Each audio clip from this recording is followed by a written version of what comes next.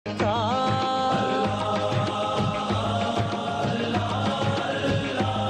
مہینے میں مخفی ہے رب کا پتہ اور وہ اپنے بندوں کے دل میں ملا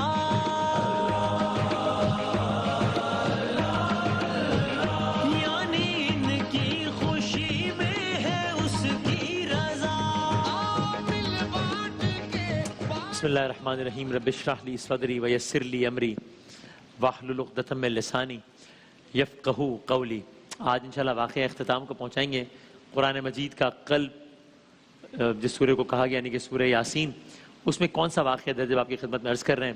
اور کل کا خلاصہ یہ تھا کہ ایک قوم ہے کہ جس پر ایک نہیں، دو نہیں، 3 رسول بھیجے گئے۔ قوم بت پرستی میں مبتلا ہے اور رسولوں نے قوم کو دعوت حق دی۔ قوم نے نہ صرف اس کو جھٹلایا بلکہ توہین کی دھمکیاں دیں۔ اور پھر اسی قوم میں سے ایک شخص تھا، نام اس کا حبیب بن نجار نام تھا، بڑھئی تھا، کارپینٹر۔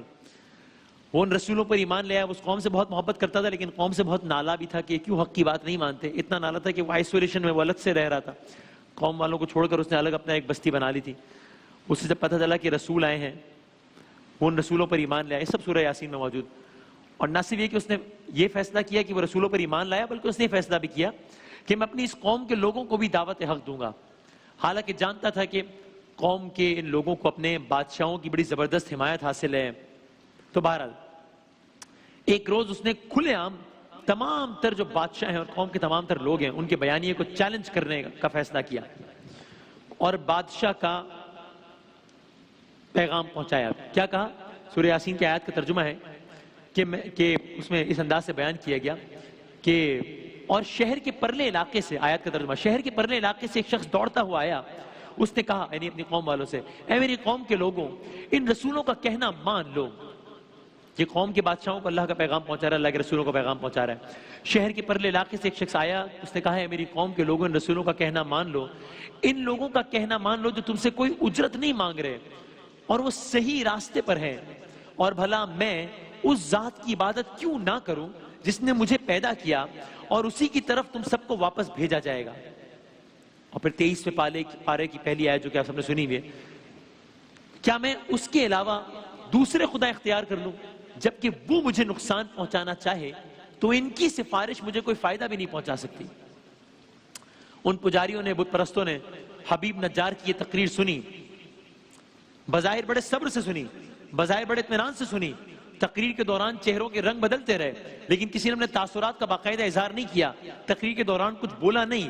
ہاں، بڑے بڑے بادشاہ، بڑے بڑے سردار تقریر کے دوران سوچ ضرور رہے ہوں گے کہ یہ کیا معاملہ ہو رہا ہے۔ اس شخص کی آج اتنی جرت ہو گئی ہے کہ یہ پوری قوم کے لوگ ایک طرف اور یہ باہر والوں کے کہنے پر، جو کہ رسول آئے تھے، ہم میں سے بھی جو نہیں ہیں، ان کے کہنے پر آج ہمارے باپ داداؤں کو برا کہہ رہا ہے، ہمارے مذہب کو برا کہہ رہا ہے، ہمارے دین کو برا کہہ رہا ہے، ہم جس کی پرستش کرتے ہیں انہیں برا کہہ رہا ہے، اور کہہ رہا ہے کہ ان کی عبادت چھوڑ دو، اس کی عبادت کرو۔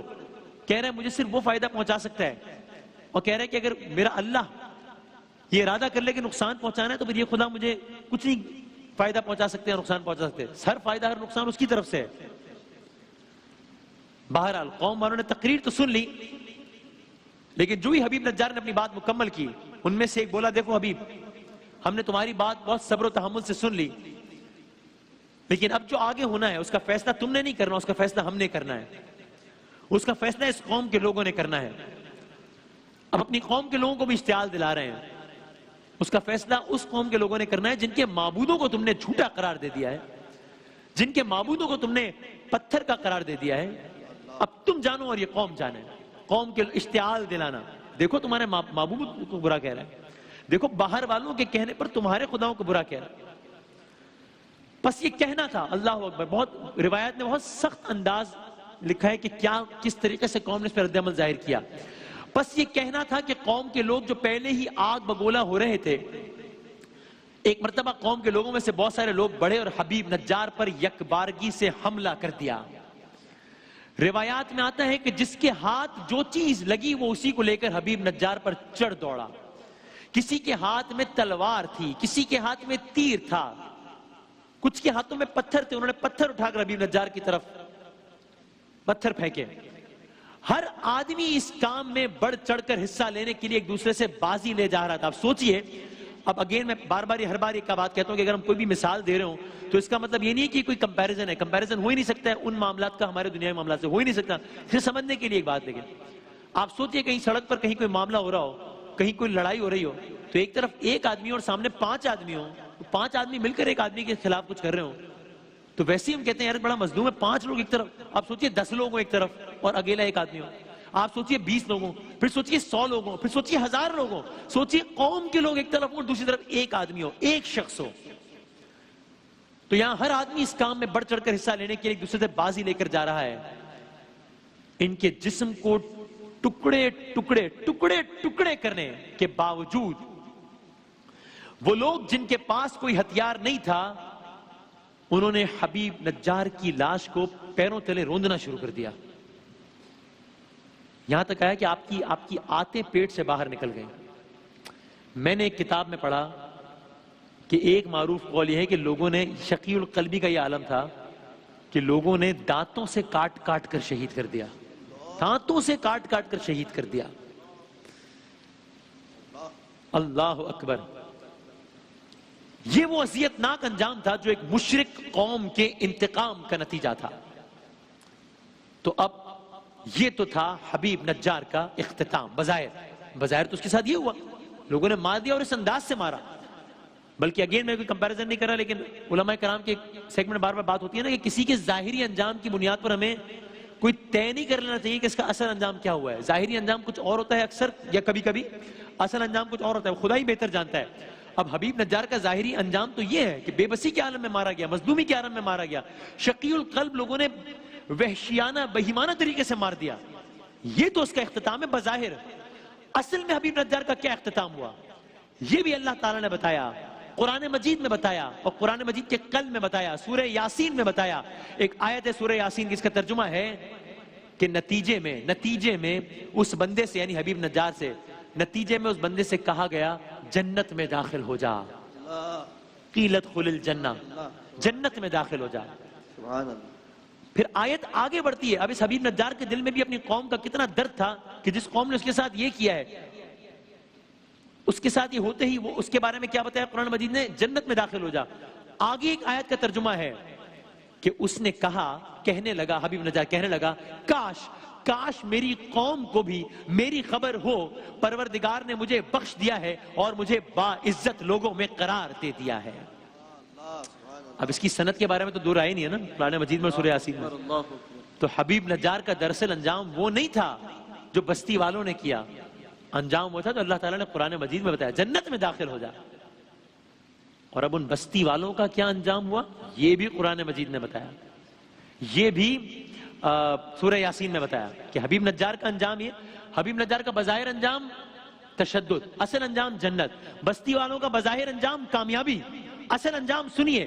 ایک آیت کا ترجمہ ہے, اور اس شخص کے بعد, یعنی حبیب نجار کے ساتھ جو کچھ ہوا اس کے بعد, اس شخص کے بعد ہم نے اس قوم پر آسمان سے کوئی لشکر نہیں اتارا اور نہ ہمیں اتارنے کی ضرورت تھی. اللہ اکبر. یعنی جب انہوں نے ہمارے رسول کی تکذیب کی اور ہمارے نیک بندوں کو شہید کیا تو ان لوگوں سے انتقام لینے کے لیے ہمیں آسمان سے کوئی لشکر اتارنے کی ضرورت نہیں پڑی. تو پھر کیا ہوا؟ آیت کا ترجمہ ہے وہ تو بس ایک ہی چنگھاڑ تھی, ایک ہولناک چیخ تھی جس سے وہ ایک دم بجھ کر رہ گئے. ان کانت الا صیحۃ واحدہ, ایک چیخ اور بس, اور بس. اللہ اکبر.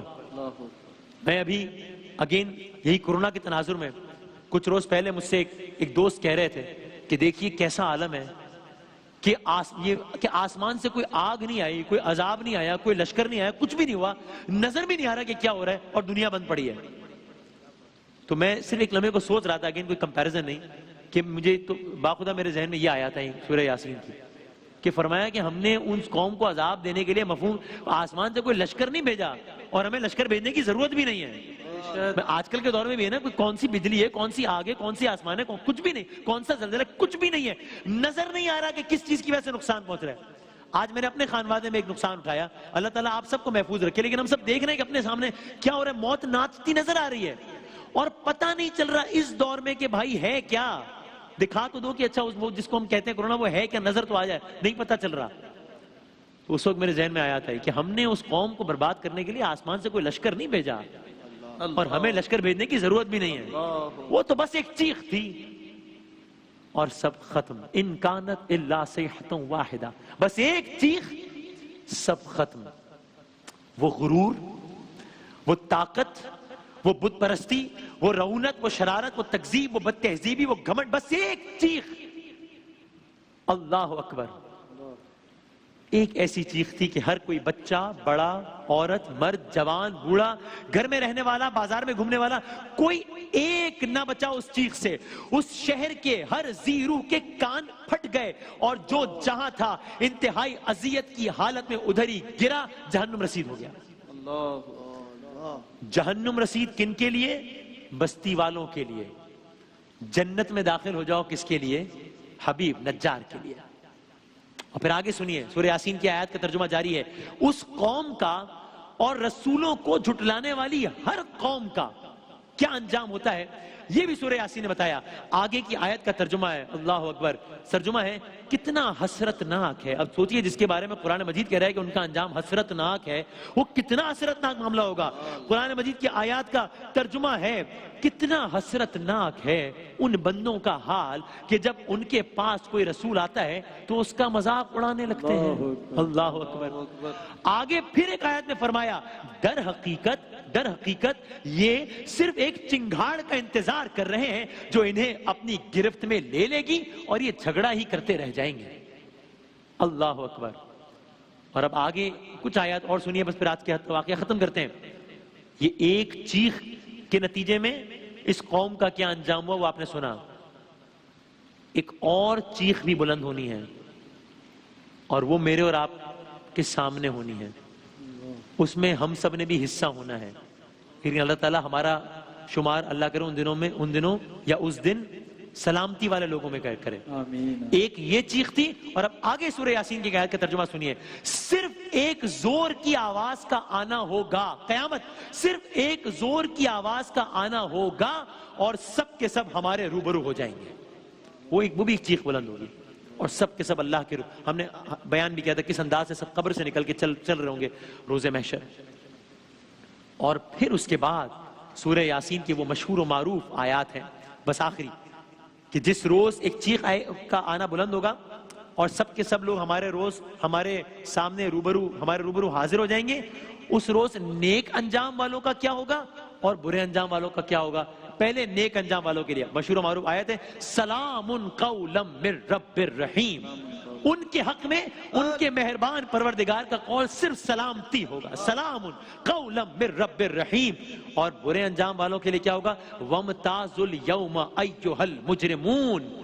اے مجرموں، برے انجام والوں کیا ہوگا؟ وامتازوا اليوم ایھا المجرمون. اے مجرموں تم ذرا ان سے الگ ہو جاؤ. مجرموں کو الگ کر دیا جائے گا، سلامتی والوں کو الگ کر دیا جائے گا. اللہ تعالی ہم سب کا شمار اس دن سلامتی والوں میں کریں انشاءاللہ، نیک لوگوں میں کریں انشاءاللہ. اور بس جاتے جاتے یہ ایک نکتہ ذہن میں آیا کہ یہ حبیب نجار کے ساتھ قوم والوں نے جو کیا اس کے نتیجے میں حبیب نجار کو کیا صلہ ملا. حالانکہ ان کے بارے میں یہ نہیں کہا گیا کہ رسول تھے، وہ تو رسول اور نبی اور انبیاء وہ تو ایک معاملہ ہی الگ ہے. یہ تو ایک اللہ کا بہت نیک انسان تھا جس نے حق کی آواز بلند کی، حبیب نجار. اس کے ساتھ جب یہ ہوا تو قرآن مجید میں فرما دیا کہ جنت میں داخل ہو گیا. اور اس کے ساتھ جب بستی والوں نے برا کیا تو قرآن مجید نے بتا دیا کہ ہم نے اس کے ساتھ کیا کیا. اب آپ نے حبیب نجار کے بارے میں سنا نا کہ کس طریقے سے مارا گیا. کوئی تیر مارتا تھا، کوئی پتھر مارتا تھا. تو اب ذرا سوچئے 10 محرم ہو، 61 ہجری ہو، نواسہ رسول ہو، جگر گوشہ بطول ہو، اور عالم یہ ہو کہ کوئی تیر مارتا ہو، کوئی پتھر مارتا ہو، جس کے ہاتھ جو ہے وہ کرے. تو اس کے بعد جب حبیب نجار کو مارنے والوں کا اتنا برا انجام ہوا ہے تو پھر اس وقت لشکر یزید میں جو تھا اس کا انجام کیا ہوگا یہ انسان تصور بھی نہیں کر سکتا. اور اگر حبیب نجار نے یہ جزا پائی ہے تو پھر حسین کا مرتبہ کیا ہوگا کوئی تصور بھی نہیں کر سکتا. ایک وقفے کے بعد دوبارہ حاضر ہوتے ہیں انشاءاللہ. یہی ماہ کرم، یہی ماہ